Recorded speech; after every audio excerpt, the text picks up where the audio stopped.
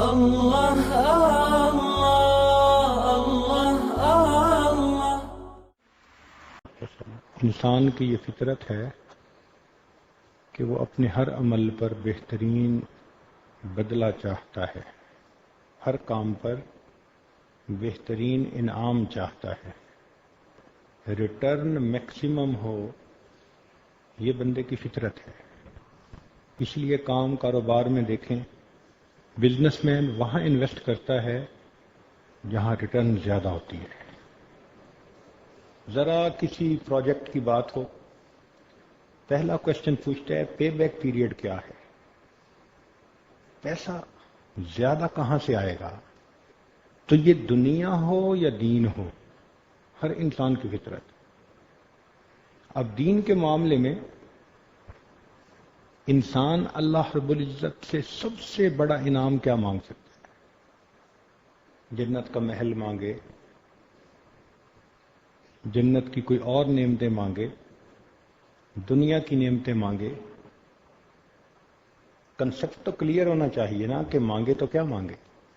علماء نے لکھا ہے کہ سب سے بڑا انعام جو بندے کو اللہ کی طرف سے مل سکتا ہے وہ اللہ رب العزت کا قرب ہے، وہ اللہ رب العزت کا کہ اللہ تعالیٰ اس بندے کو اپنے مقرب بندوں میں شامل فرمائے۔ قرآن مجید سے اس کا اشارہ ملتا ہے کہ جب فرعون نے جادوگروں کو کہا کہ حضرت موسیٰ علیہ السلام کے ساتھ مقابلہ کرو، تو انہوں نے ایک کوشچن پوچھا کہ اگر ہم اس مقابلے میں کامیاب ہو گئے تو کیا انعام ملے گا؟ تو فرعون نے اس وقت ان کو کہا انکم اذا لمن المقربین، انعام یہ ملے گا تم میرے مقرب بن جاؤ گے۔ تو اللہ کا مقرب بن جانا یہ بہت بڑا انعام ہے۔ تو ذہن میں ایک دوسرا کوشچن پیدا ہوتا ہے کہ انسان اللہ تعالیٰ کا مقرب کیسے بنتا ہے؟ اللہ تعالیٰ ہمارے بزرگوں کو جزائے خیر دے جنہوں نے ایک ایک چیز کو اسپیل آؤٹ کر کے بتا دیا، کھول کھول کے سمجھا دیا۔ جیسے ایک مکان کی منزل سے دوسری منزل پر جانا ہو تو سیڑھیاں نظر آ رہی ہوتی ہیں، ایک ایک سٹیپ چڑھتے جائیں آپ اوپر کی منزل پر پہنچیں گے۔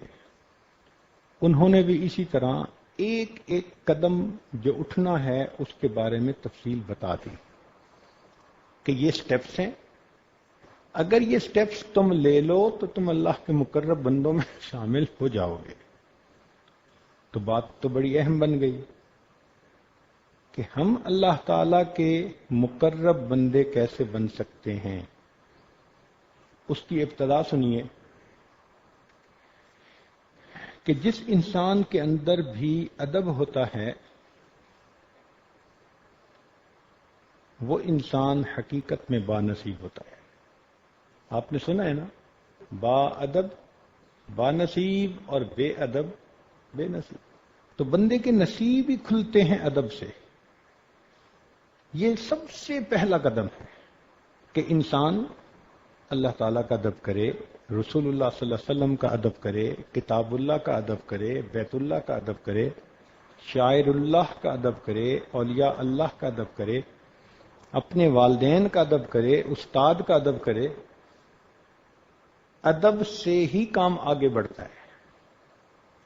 اس لیے کہنے والے نے کہا ادب النفس ایھا الاصحاب طرق العشق کلها آداب۔ اے دوستو اپنے نفس کو ادب سکھاؤ، اس لیے کہ عشق کے جتنے بھی راستے ہیں وہ سارے کے سارے ادب ہی سے طے ہوتے ہیں۔ نبی علیہ الصلوۃ والسلام نے ارشاد فرمایا ادبنی ربی فاحسن تادیبی، میرے رب نے مجھے ادب سکھایا اور بہترین ادب سکھایا۔ گویا ادب ایسی نعمت ہے جو پروردگار عالم خود بندے میں دیکھنا چاہتے ہیں۔ تو نبی علیہ الصلوۃ والسلام کو ادب اللہ رب العزت نے سکھایا، پھر نبی علیہ السلام نے صحابہ کو سکھایا، اور یہ سلسلہ چلتا چلا آ رہا ہے۔ لہذا ہمیں چاہیے کہ ہم سب سے پہلے ادب سیکھیں، اس لیے کہ اس ادب کی وجہ سے آگے منزلیں طے ہوگی۔ کوئی آدمی اگر یہ پوچھے کہ جی ادب کہاں سے آ گیا، تو دیکھیے ہم مسجد میں داخل ہوتے ہیں، جوتے باہر اتارتے ہیں نا، مسجد میں کیوں نہیں لاتے؟ اس لیے کہ یہ اس پروردگار عالم کا گھر ہے اور اس کے گھر کو صاف پاک رکھنا چاہیے۔ تو جوتوں کے ساتھ اس گھر کے اندر آنا اس گھر کے ادب کے خلاف۔ اب دیکھیں قرآن عظیم الشان، اللہ تعالیٰ نے جب موسیٰ علیہ السلام کو کوہ طور پر بلایا تو حضرت موسیٰ علیہ السلام نے دیکھا ایک درخت میں سے آگ کے شعلے کی طرح نور نکل رہا۔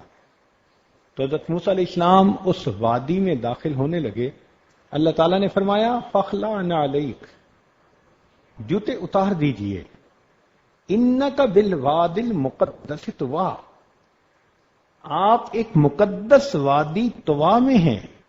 معلوم ہوا کہ کسی جگہ کا کوئی ادب تھا نا جو جوتے پیچھے اتروائے۔ تو اگر اس جگہ پر ایک مرتبہ تجلی پڑی تو وقت کے پیغمبر علیہ السلام کو جوتے اتارنے پڑے، مسجد میں تو اللہ کی ہر وقت تجلی پڑ رہی ہوتی، یہ تو گھر ہی اللہ کا ہے، اس لیے ہم بھی جوتے مسجد سے باہر اتار کے آتے ہیں۔ ایک مرتبہ حضرت مفتی کفایت اللہ رحمۃ اللہ علیہ نے اپنے شاگردوں سے پوچھا کہ یہ بتاؤ کہ انور شاہ کشمیری رحمۃ اللہ علیہ انور شاہ کشمیری کیسے بنے؟ تو جس کو تفسیر کے ساتھ ذوق تھا اس نے کہا جی بڑے مفسر اچھے تھے، جن کو حدیث کے ساتھ ذوق تھا ان کا بڑے محدث تھے، جن کو شعر و شاعری سے دلچسپی تھی انہوں نے کہا جی ان کے اشعار بہت ہی اچھے ہیں، کلام والا ہے۔ حضرت خاموش رہے۔ تھوڑی دیر بعد اس بچے نے پوچھا کہ حضرت آپ ہی بتا دیجئے۔ تو انور تو مفتی کفایت اللہ رحمۃ اللہ علیہ نے فرمایا کہ یہی کوشچن خود حضرت کشمیری سے کسی نے پوچھا تھا کہ حضرت آپ انور شاہ کشمیری بنے کیسے؟ تو علامہ صاحب نے جواب دیا کہ میں اپنی کتابوں کے ادب کی وجہ سے اس مرتبے پر پہنچا جس پر تم مجھے دیکھ رہے۔ ان کا جی کتابوں کا تھا، استادوں کا تو سنا ہوا ہے، بڑوں کا تو سنا ہوا ہے، کتابوں کا کیا؟ فرمانے لگے کہ میں کتابیں رکھنے میں بھی ان کے درجات کا خیال رکھتا ہوں۔ سب سے نیچے تاریخ کی کتاب ہوتی ہے، اس کے اوپر میں فقہ کی کتابیں رکھتا ہوں، اس کے اوپر حدیث کی کتابیں، اس کے اوپر تفسیر کی کتابیں، اور تفسیر کے اوپر قرآن مجید پر رکھتا ہوں۔ کبھی میں نے تفسیر کے اوپر حدیث کی کتاب کو بھی نہیں رکھا کہ یہ اس کے ادب کے خلاف ہے۔ اتنا ادب کرتے تھے کہ بخاری شریف پڑھاتے تھے، خود بھی مطالعہ کر رہے ہوتے تھے نا تو بخاری شریف سامنے رکھی ہوتی تھی، تو فرماتے تھے کہ میں کتاب کا متن تو پڑھتا تھا لیکن جب حاشیہ پڑھنے کا وقت ہوتا تھا تو کئی مرتبہ حاشیہ سائیڈ پہ لکھا ہوتا ہے دوسرے اینگل پہ، تو اکثر لوگوں کو دیکھا کہ وہ پھر کتاب کو یوں کر کے پڑھتے ہیں۔ تو فرمانے لگے کہ کتاب کو اپنے تابع نہیں کرتا تھا، خود کتاب کے تابع ہوتا تھا، کتاب وہیں رہتی تھی، خود اٹھ کر ادھر ہو کر میں پڑھتا تھا تاکہ کتاب کے ادب میں فرق نہ آئے۔ فرمانے لگے میں نے کبھی بے وضو حدیث کی کتاب کو ہاتھ نہیں لگایا۔ ادب، تو ادب کتابوں کا ہو یا ادب استادوں کا ہو، ماں باپ کا ہو، ادب بندے کو بخت لگا دیتا ہے۔ لا الہ الا اللہ، لا الہ